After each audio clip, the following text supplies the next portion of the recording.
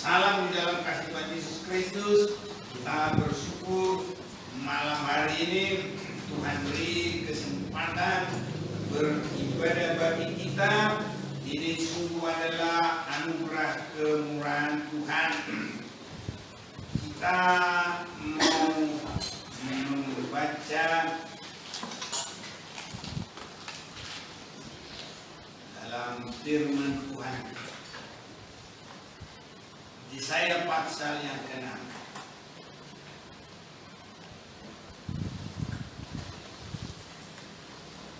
Kita baca ayat yang pertama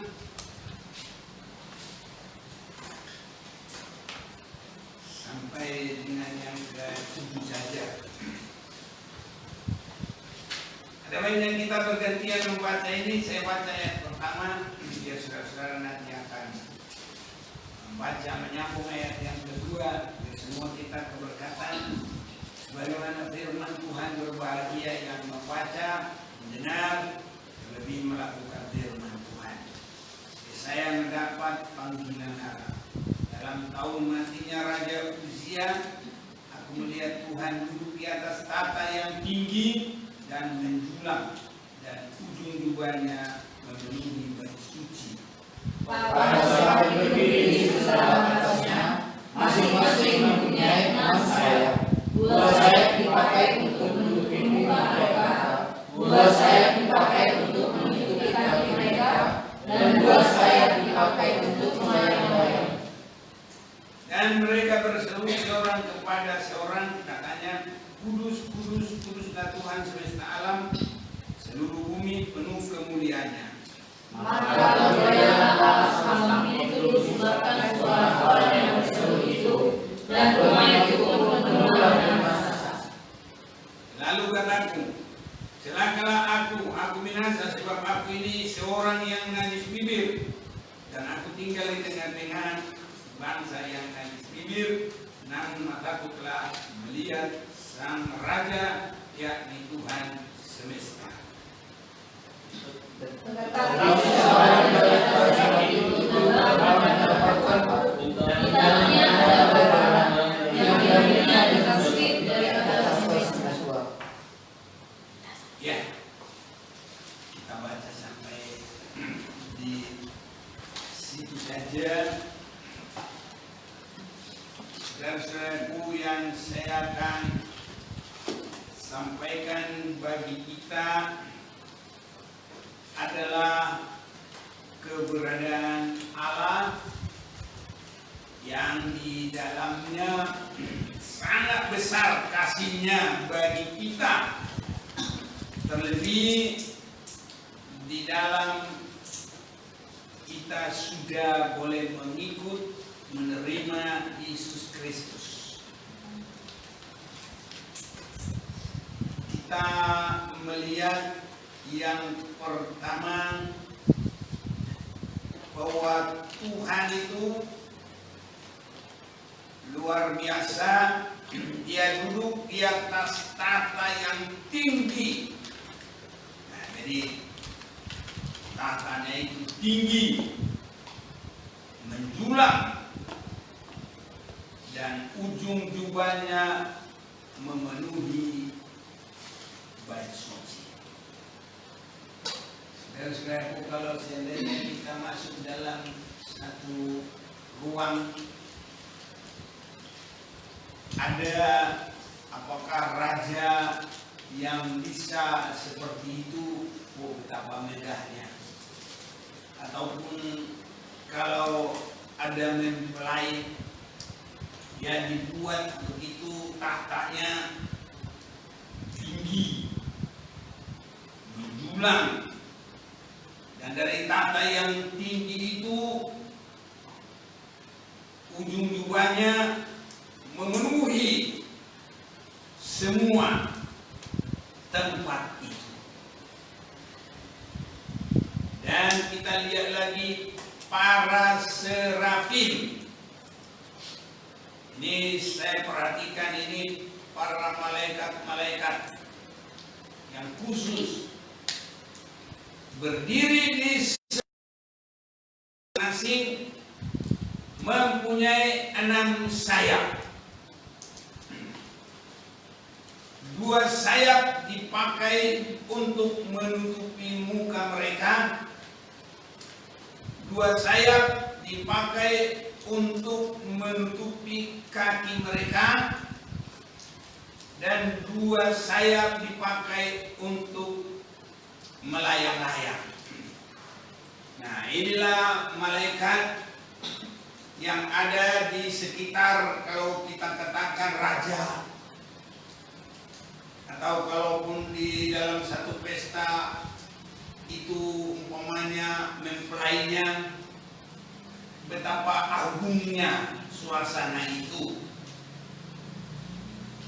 Jadi di tahta yang menjulang itu ada para serafim berdiri. Nah, saya perhatikan ini, serafim ini adalah malaikat-malaikat yang khusus untuk itu. Dan serafim ini juga mempunyai yang ciri khas, masing-masing mempunyai 6 sayap. Ini, dan yang untuk terbang hanya 2, tetapi yang 4 lagi untuk penutup, 2 penutup muka, 2 penutup kaki. Inilah yang bisa mendekat ke tahta itu, dan mereka juga berseru seorang kepada yang seorang, katanya, kudus, kudus, kuduslah Tuhan semesta alam, seluruh bumi penuh kemuliaannya. Ini saudara-saudaraku, yang mereka ucapkan adalah perkataan kudus, kudus, kuduslah Tuhan semesta alam, seluruh bumi penuh kemuliaannya. Maka bergoyanglah alas ambang pintu disebabkan suara orang yang berseru itu, dan rumah itu pun penuh dengan asap. Nah, sampai di sini saja yang saya akan sampaikan bagi kita, saudaraku, sebab selanjutnya adalah panggilan kepada Yesaya. Jadi saya rindu untuk kita bisa menyimak dengan sebaik-baiknya keberadaan Allah. Setelah saya memperhatikan firman Tuhan ini, betapa mulianya Allah itu. Dan kalau saya boleh lihat, bagi kita yang sudah boleh menerima Yesus, disucikan oleh darah dan firman-Nya, karena ada penyucian yang bertingkat. Diawali penyucian darah, baru penyucian firman, dan membuat kita sangat begitu luar biasa di dalam bisa menikmati hadirat Tuhan, dan kita boleh langsung berada menghampiri hadirat Tuhan. Saya boleh lebih merenungkan, saudaraku, kalau kita boleh sampai dalam kebenaran Allah itu luar biasa. Saya bertolak dari bagaimana Allah yang duduk di atas tahta yang tinggi menjulang, dan ujung jubahnya memenuhi bait suci. Baru serafim yang khusus ada di situ berdiri di sebelah atasnya, masing-masing mempunyai 6 sayap. Jadi ada beberapa malaikat itu, dan sayapnya juga juga adalah sayap yang khusus, ada 6 sayap, 2 untuk menutup muka, karena betapa mulianya Allah itu. Saudara-saudaraku, begitulah luar biasanya saya boleh merenungkan keberadaan Allah itu. Mulianya luar biasa. Malaikat-malaikat itu tidak mampu muka dengan muka, sehingga harus memiliki sayap. Dan saya pikir sayap itu bukan karena seperti langsung dibelikan begitu saja, yaitu sama dengan perkembangan dari malaikat itu mulai dari awalnya dia. Saya tidak bisa menerangkan itu bagaimana awalnya dia, tapi bukan dalam waktu sekejap langsung nih sayap ini kau pakai seperti jubah, bukan begitu. Dia sudah langsung dikhususkan sehingga 6 sayap itu langsung ada pada dirinya, 2 untuk terbang, 2 menutupi kaki, dan 2 menutupi mukanya. Dari situ saya lihat, hati saya penuh rasa syukur. Saya boleh mendapatkan pengertian yang sangat dalam betapa luar biasanya kita di dalam Yesus Kristus. Saya rindu supaya kita semuanya boleh mensyukuri, boleh menggumuli, untuk kita boleh masuk dalam bersekutu di tahtanya Tuhan itu. Dan saya boleh melihat, saudaraku, betapa luar biasanya darah Yesus dan firman itu menghubungkan manusia itu dengan Allah. Dengan begitu langsung. Sehingga dari apa yang saya baca ini, saya bisa merenungkan betapa luar biasanya kasih yang kepada kita. Dan betapa luar biasanya bobot dari ibadah kita. Kalau ibadah yang benar, sangat berbobot, luar biasa. Kalau serafim yang disebutkan di sini untuk memberikan puji-pujian hormat bagi Allah dengan kata-kata kudus, kudus, kuduslah Tuhan semesta alam seluruh bumi, penuh kemuliaannya. Saudara-saudaraku, seperti ini juga nanti di surga kita juga akan melakukan itu. Karena untuk itulah kita. Jadi ini adalah bagian ibadah kita nanti di surga. Apa yang kita lakukan di situ ya seperti ini. Kudus, kudus. Kuduslah Tuhan.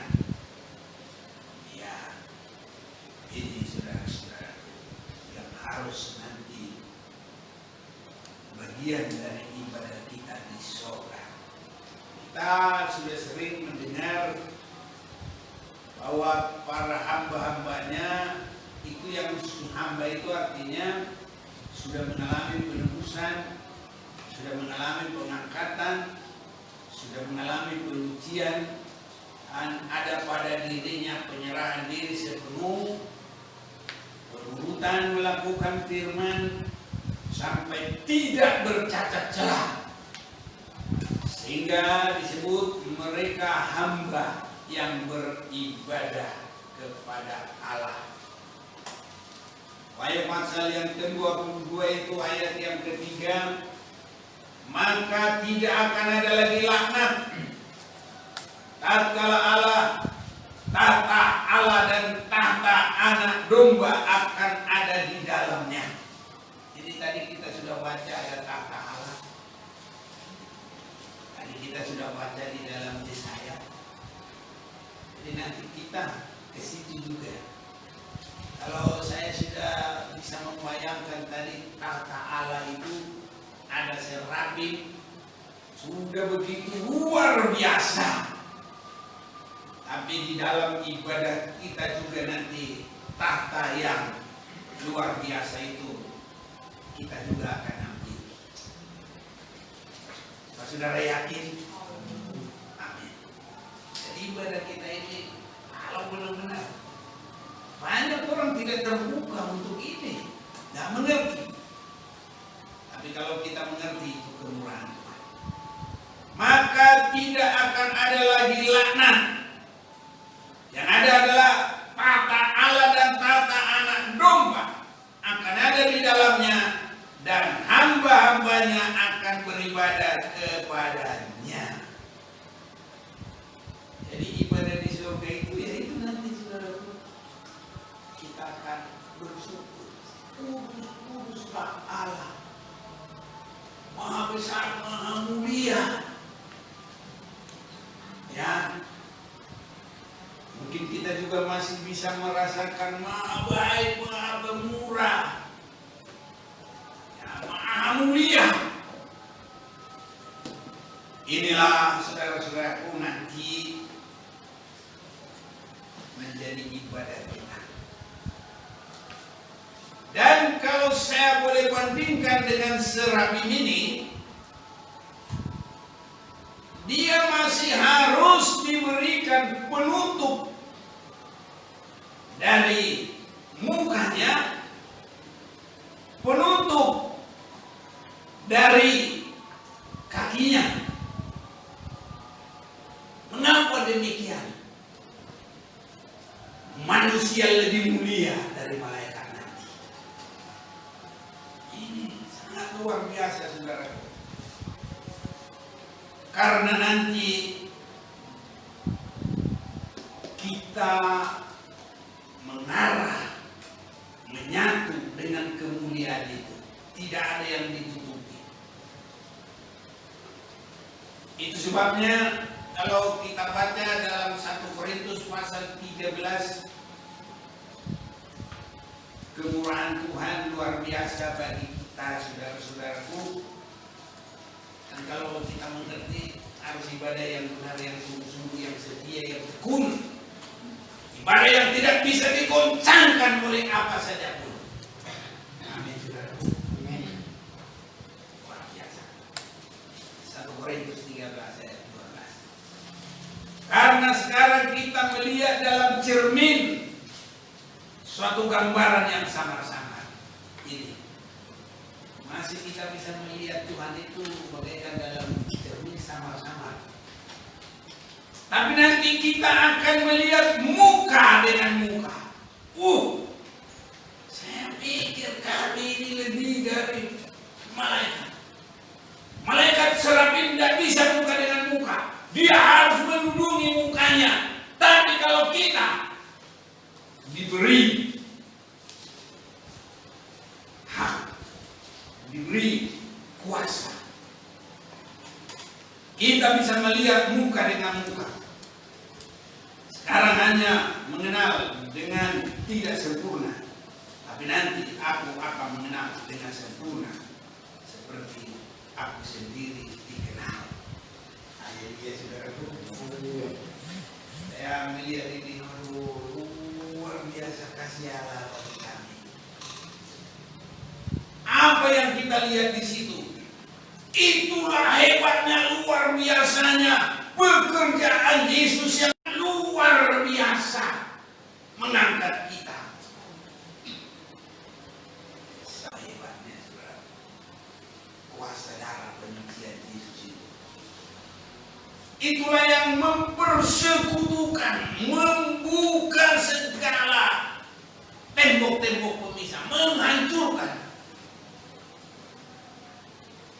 Kalau kita boleh mulai mengikuti hebatnya kuasa darah daripada Yesus itu dalam Kolose pasal 1 mulai ayat 21.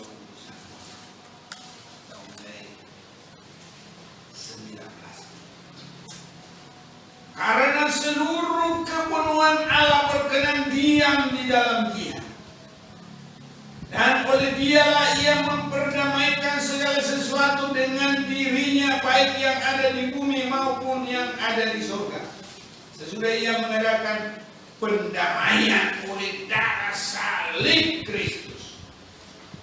Juga kami yang dahulu hidup jauh dari Allah dan yang memusuhinya dalam hati dan pikiran seperti yang nyata dari perbuatanmu yang jahat, sekarang diperdamaikannya di dalam tubuh jasmani Kristus oleh kematiannya, untuk menempatkan kamu kudus dan tidak bercela dan tak bercacat di hadapannya.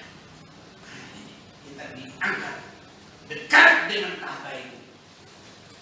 Oh, luar biasa. Ini saya lihat.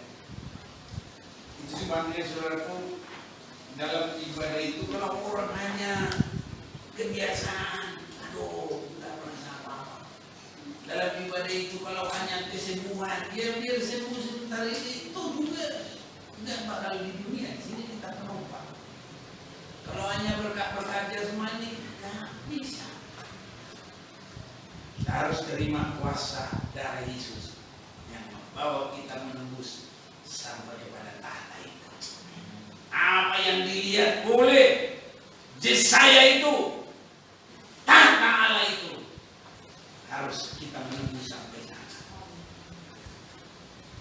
Sekarang diperdamaikannya di dalam tubuh jasmani Kristus oleh kematiannya, untuk menempatkan kamu kudus dan tak bercela dan tak bercacat di hadapannya. Sebab itu kamu harus bertekun dalam iman. Ini saudaraku, berapapun kita yang ada ini, bertekunlah dalam iman. Bertekun dalam cara kita mendekatkan diri beribadah. Bertekun, jangan mau digoyahkan oleh apa saja pun. Kita sudah mendengar satu topik, untuk mendapat kerajaan Allah jual seluruh harta. Kalau tidak, nanti Yesus Raja Surga yang dijual untuk mendapat harta. Jelas juga. Dia jual Raja Surga itu hanya untuk dapat. Tapi apa jadinya? Perutnya terkuras, dia mati terlumpuh. Nah, ini saudara-saudara. Tapi kalau kita bertekun dalam penyucian itu sampai tidak bercacat celah di hadapannya, kita adalah yang mendapat harta tersembunyi yang luar biasa itu. Semoga juga semua boleh mengerti, yang mendengarkan biarpun sejauh manapun, juga bisa mendengar walaupun hanya lewat siaran internet. Kalau mendengar dan mengerti dan hidup di dalamnya, semua dijangkau, bisa diberkati. Tidak ada yang mustahil. Iya. Sebab itu kamu harus bertekun dalam iman, tetap teguh dan tidak bergoncang. Haleluya. Ini saudaraku, jangan menggol-menggol. Bahasa Batak, munang meoleol. Terus jejak. Tetap teguh dan tidak bergoncang. Jangan mau digeser dari pengharapan Injil. Ini yang membawa kita sampai ke tahta itu, kuasa darah yang luar biasa itu. Telah kamu dengar dan yang telah dikabarkan di seluruh alam, di bawah langit, dan yang aku ini Paulus telah menjadi pelayannya. Jadi saya lihat saudaraku, semua dalam perjanjian lama sampai penyudahan dari Taurat itu, mereka itu hanya diperdamaikan oleh darah binatang. Tapi setelah Yesus datang, anak domba Allah sendiri, tidak lagi berlaku darah binatang. Makanya kita nggak ada korban sapi, lembu, kambing, domba, bubur dan lain-lain, nggak lagi. cukup darah Yesus, tapi darah Yesus melebihi semua. Darah domba tidak bisa memuaskan Allah. Tapi kalau darah anaknya yang suci, yang tidak ada dosa, yang murni, itu bisa memuaskan Allah. Lewat penyucian itu kita boleh muka dengan muka langsung di hadapan tahtanya Allah. Ini hal yang luar biasa, saudara-saudara. Kiranya kita boleh melihat itu. Dan kalau kita masuk dalam peningkatan penyucian, maka kita bukan hanya bisa menembus, kita juga dibawa dalam kemuliaan Tuhan, bergabung dalam kemuliaan itu. Itu sebabnya saudaraku, kita harus mengerti ibadah kita ini. Walaupun banyak tantangan, walaupun dihina, diolok, di segala macam, jangan lihat itu. Tuhan membuat bagi kita hal yang luar biasa. Mulai dari satu tembok pemisah sudah dirobohkan semua. Pemisah bukan hanya dengan manusia, tapi pemisah antara manusia langsung dengan Allah. Boleh masuk ke tahtanya. Bukan dengan apa-apa, tapi dengan darah Yesus Kristus.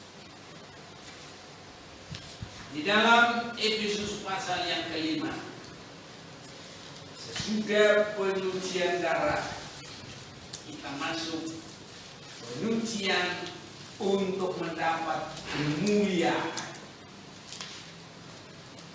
Sehingga Allah dalam kemuliaannya, kita juga dibawa.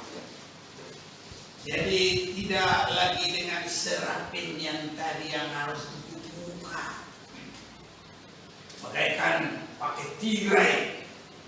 Ya, kita nggak ada lagi tirai-tirai bisa. Luar biasa, kemuliaan yang begitu luar biasa, nggak sulit saudara. Orang kalau lihat matahari aja nggak bakal kuat saudara. Tapi karena kuasa darah Yesus, dan kalau kita masuk dalam penyucian, kemuliaan Allah, kemuliaan diberikan juga kepada kita oleh firman-Nya. Kita bisa melihat saudara-saudara. Sebabnya kita harus berlomba untuk masuk dalam penyucian yang membawa kepada kemuliaan.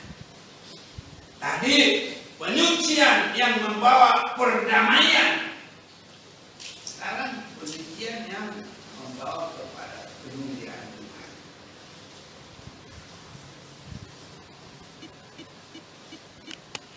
Mari saya baca dalam kaitannya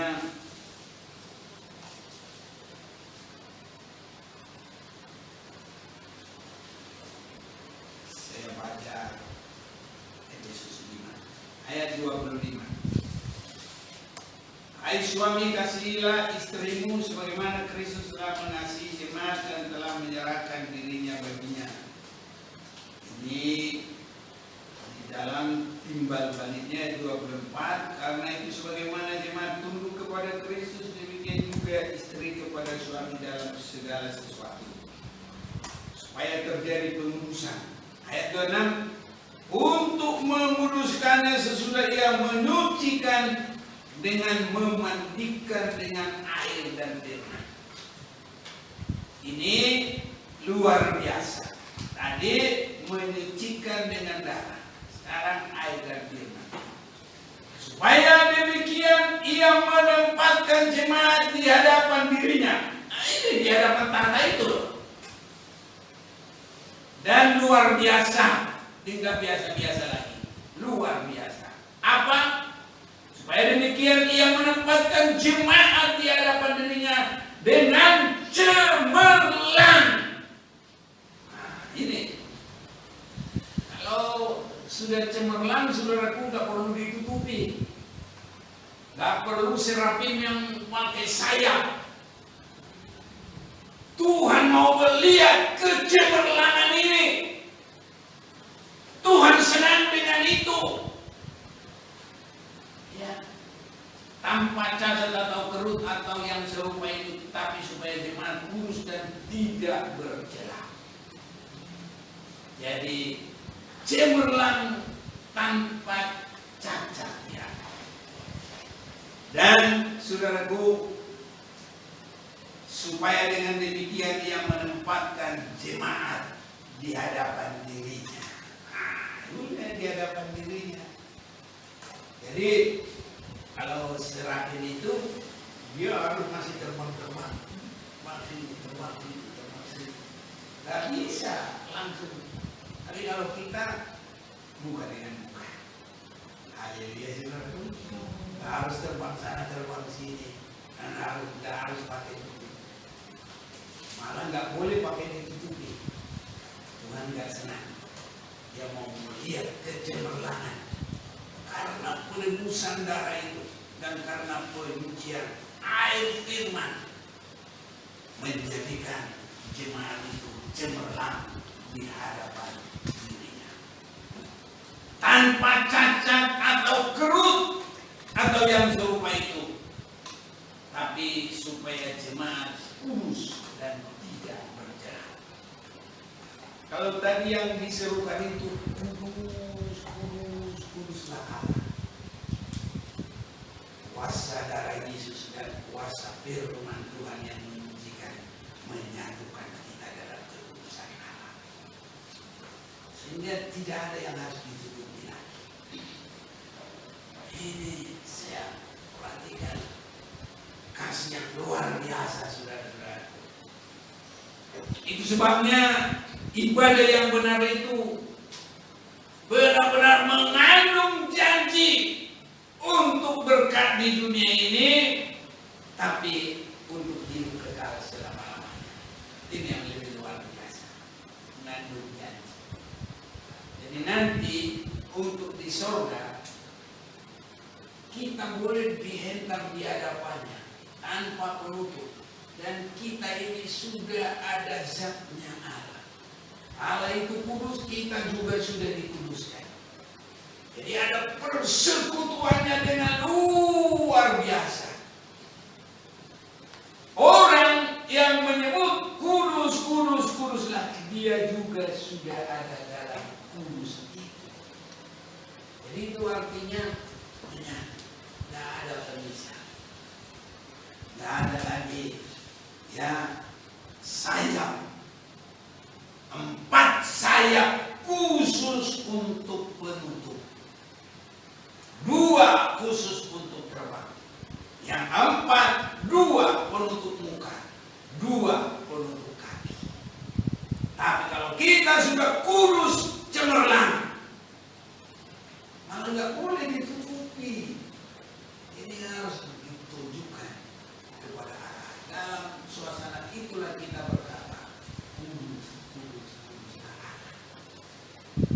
sebabnya saudaraku, terlalu banyak yang harus kita kerjakan.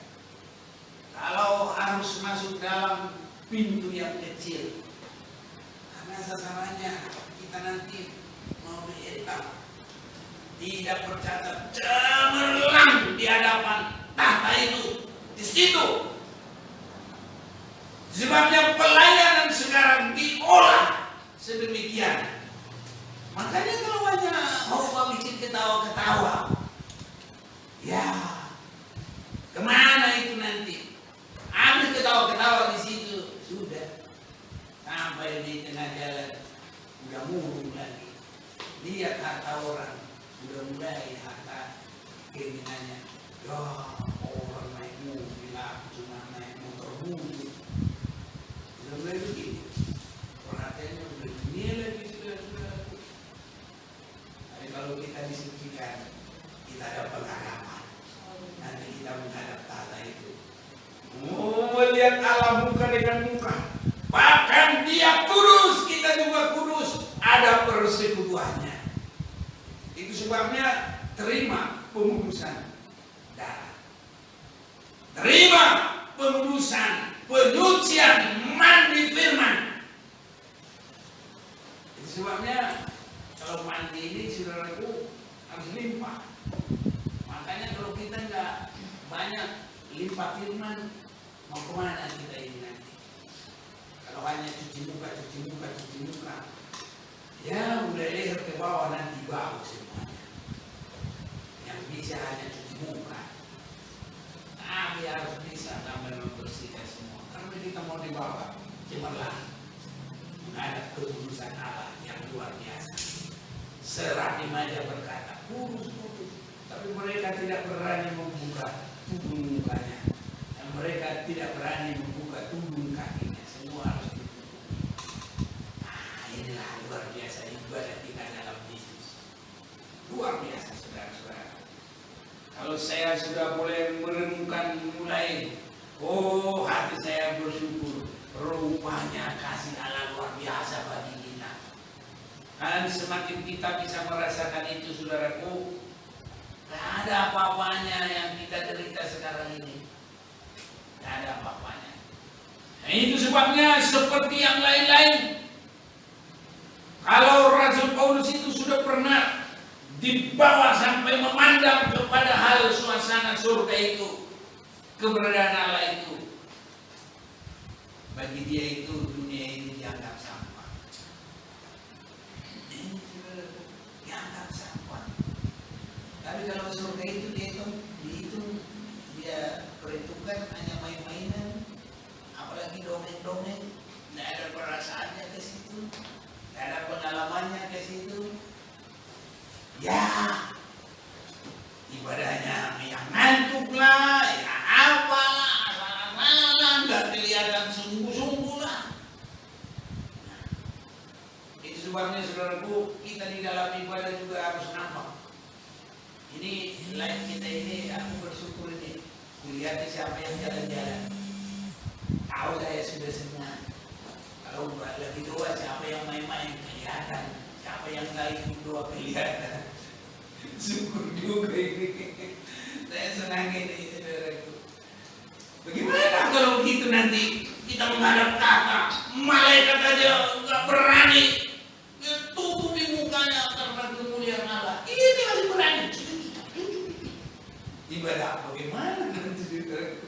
Ringan, enteng ibadahnya. Saya boleh melihat, saudaraku, Tuhan semakin membimbing kita.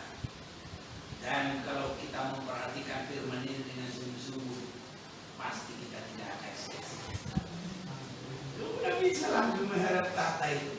Asal mau disucikan tuh, sampai cemerlang. Kalau Allah itu kurus-kurus, bahkan mulia, kemuliaan Kristus juga, nanti kita akan dibawa dari kemuliaan kepada kemuliaan Tuhan. Ini, saudara-saudara, ibadah yang benar itu mulai dari permujian. Tapi kalau bertobat saja belum mau, bagaimana bisa mengalami? Nggak mungkin. Itu sebabnya kalau kita memperhatikan, Tuhan itu menambahkan apa yang sudah ada. Kalau belum, tidak bisa ditambah. Itu sebabnya syarat-syarat ibadah itu di Gunung Sinai itu bagi mereka yang menang dulu dari Laut Kosong. Nah, orang yang tidak menang di Laut Kosong ya nggak perlu itu diberi, nggak perlu itu diberi di Mesir. Nah, kalau mereka sudah keluar, nanti sunah batu itu nggak perlu itu bagi orang yang tidak setia, yang tidak sungguh-sungguh. Nah, itu hanya bagi yang nanti akan makan hasil tanah Kanaan. Ada. Jadi firman-firman ini juga meningkat, saudaraku. Itu bagaimana kita semuanya. Kalau kita sudah butuhkan seperti orang sekolah, sudah lulus SD, ya jangan lagi dong pelajaran SD, rugi dong. Ya harus apa? Ya meningkat dong. Sekolah lanjutan. Ya, tingkat pertama, lulus tingkat pertama, kedua, nanti kita bisa merasakan keindahannya, perujiannya terus menerus. Tuhan pasti akan tingkatkan, saudara. Saya juga sudah semakin merasakan Tuhan akan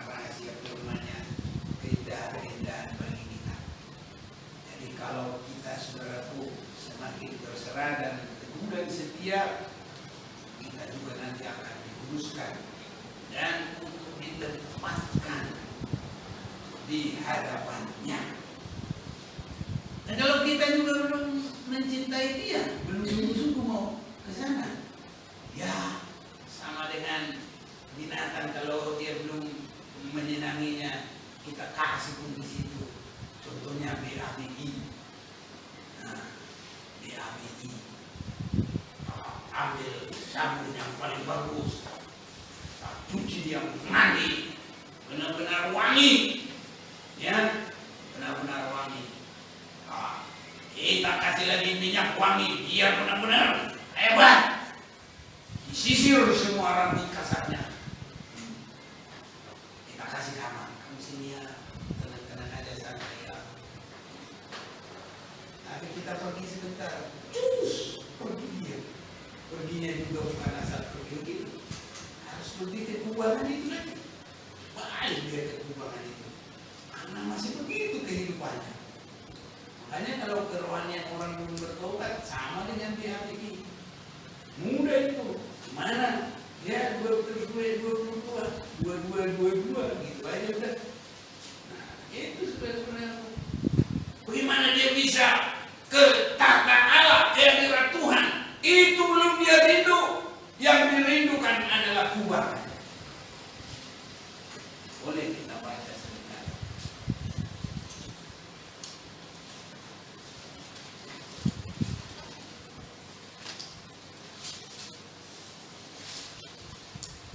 Dua Petrus 2 ayat 22 begini firman Tuhan. Bagi mereka cocok apa yang dikatakan peribahasa yang benar ini. Anjing kembali lagi ke mutanya dan BABI. Nah, ini makanya kayak TK saya, BABI. Yang mandi kembali lagi ke kubangannya. Ke situ dia. Makanya kalau orang belum mau disucikan, belum mau meninggalkan hidup lama, belum mau meninggalkan dosa, tidak mungkin dia ke tahtanya Tuhan. Gak bisa. Satu gak mampu. Ya memang dia juga gak betah. Bukan itu sasarannya. Tapi kalau orang setia, sudah disucikan mulai penyucian darah, disucikan oleh firman dan tergembala di sana. Nah itu baru diantar nanti ke tahtanya Tuhan. Dan itu kesenangannya dia. Sebabnya bukan semua orang yang berseru-seru Tuhan masuk ke dalam kerajaan surga. Hanya mereka yang bersungguh. Kiranya kita ada di dalamnya. Semua yang mendengar juga, walaupun lewat internet, mari berserah sungguh kepada Tuhan. Hidup ini adalah kesempatan mencari Tuhan kebenarannya. Posisi kita harus dekat tahtanya Tuhan. Apa caranya? Ya, harus penyucian darah dan penyucian sampai dimandikan dengan firman, sampai cemerlang, baru boleh di hadapan tahtanya Tuhan. Namun kalau ini boleh terjadi, kita lewati serafim tadi. Dia masih harus jauh-jauh, masih mau lihat aja nggak boleh langsung, masih harus menutupi muka. Tapi kita langsung nanti di hadapan tahta, ya, supaya dengan demikian yang menempatkan jemaat di hadapan dirinya dengan cemerlang. Jadi kita lewati itu serafim itu. Kalau saya saja sudah melihat itu luar biasa. Tapi nanti kita lewati. Amin, saudaraku. Maka kita langsung di hadapannya itu. Ini kalau serafim itu sana masih terbang. Tapi kalau kita khusus di hadapannya, asal benar-benar mau disucikan. Itu sebabnya apapun yang terjadi, biar dihina, biar diolok, biar apapun kata orang, maju terus. Kita mau mengasihi Tuhan. Adanya sudah firman Tuhan. Kita mau menyerahkan ini. Tuhan pasti tolong dan memberkati kita. Dan ibadah kita adalah ibadah pengalaman. kita sudah mulai mengalami pengalaman penyucian itu, sampai kepada pengalaman penyucian firman itu, kita bagaikan domba yang dibawa terus di gembalakan. Sampai di situ pengembalaan itu ketatannya Tuhan itu. Di situ saudara-saudara. Sebabnya harus ada roh yang tergembala, ada penyerahan. Saya lihat saudaraku kalau belum sungguh-sungguh mau tergembala, kerasnya bukan main. Saya kadang-kadang kalau berbicara, ya saya sudah mengerti apa dia bilang. Aku belum Tuhan Yesus, langsung begitu. Jadi apa yang dia bilang itu terus maunya dia, dan itulah menjadi pertahanan bagi dia. Saya ini belum Yesus Kristus.